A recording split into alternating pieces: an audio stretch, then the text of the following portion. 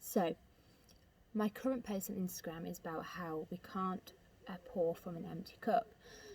In my, like, all that I express on here and all that I share is my opinion, and that's based off of my education and like life experience, and it's things that I have like been forming and I currently stand by. Um,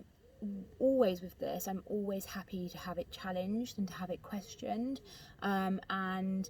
yeah, to kind of enter into discussions about this. Like, I think it's really important to hear others and to yeah, to kind of reflect on my own opinion and why I believe the things I do. Anyway, so the reason I'm sharing this is because I honestly believe that, like, when it comes to mental health, the greatest thing that you can do in regard to mental health and mental health awareness is to look at your own mental health and to work on your own mental health. And I think that if you are looking to help others and to yeah, and to do stuff within the mental health realm, to like to be helpful and to be useful, then I think focusing on your own mental health is so important. And that means, you know, like recognizing what's going on with yourself, addressing issues, going to therapy, doing the work, like reflecting on your internal processes and things like that.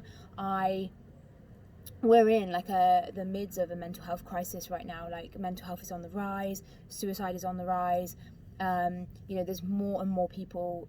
like suffering, and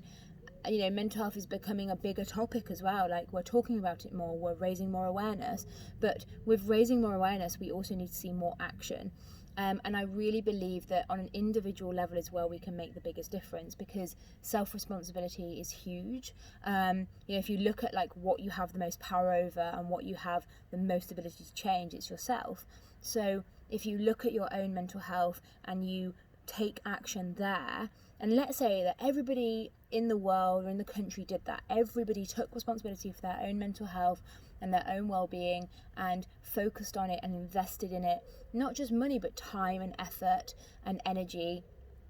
imagine the difference that we could see. It would be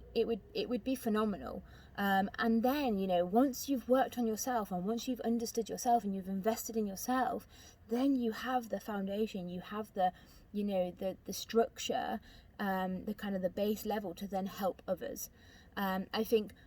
I think it's very easy to kind of externalize things and to want to help other people, and to you know, it's a lot easier, right? It's so much easier to like focus on everyone else and to not have to look inwards and to not have to look at yourself. But typically the easy route is not the route that's going to lead to the most success, or the route that's going to show the greatest changes, or have the biggest impact. You know, looking at yourself is hard, and doing the work with yourself, especially in regard to mental health and kind of mental growth, you know, it's painful, it's difficult, but I honestly believe that like difference won't be made unless we take that step, we take that responsibility, and we look to make a change in ourselves at an individual level before we try and make a change in others. It's a topic that I'm really passionate about, and I guess my understanding has grown around since I've trained as a therapist, because I think like the biggest shock to me of training as a therapist was that you honestly look at yourself most of the time. So like the whole course is basically looking at yourself. You know, and it was a real kind of shock, and it was odd to kind of go on a course where you were always reflecting about your own experiences, and you were always looking at what was going on for you, and like you were always looking at your process and the way that you relate to other people, and you know, yeah, like how you've learned to cope and things like that. So as therapists, you know, the therapy training I did, we were expected to do a minimum of 40 hours of personal therapy a year. So by the time you finish your qualification, you're looking at, you know, somebody who's been through like, you know, close to like 100 hours of therapy or more, and that's like the base level of qualification. So I think because I've lived it in my education, and because that's what I've gone through myself, I really think that that's the way we can make the biggest difference. I also say this because the recent headline, that tragic news about the doctor who took her own life, and that suicide rates within care professionals and professionals that have roles within helping others are massive.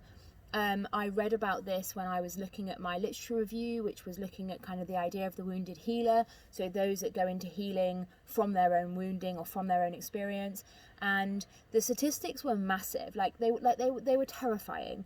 And I think there's a reason that the statistics were higher in things like psychiatry, because psychiatry, as I believe, you don't have to have any personal therapy in order to qualify. It's more male dominated than therapy currently is, like psychotherapy and counselling, and it's also based in medical training, so being a doctor. So that attracts more men, so it's a higher statistic of men, and we know that rates of suicide in men is a lot higher than in women, and it's an avenue that there's a lot of kind of pressure, and where people kind of apply to it thinking, I can make a difference here, like I can help others, but they're not reflecting on themselves. They're not asked to for their training, and that idea of constantly helping others and pouring from an empty cup, that erodes away at you, that like eats away at your soul, as I'd say. So that kind of internal sense of being, of who you are, like it helping others constantly, like that's great, and it's a wonderful way of being, but you've got to start from a foundation of that's solid, that there is a place to give from. So yeah, this is a topic that I'm really interested in, I'm really passionate about, and I honestly believe that change as a nation, as a society, would happen on a grand scale if we all took responsibility for ourselves, we all looked at ourselves honestly and openly, with kind of no judgment and compassion. And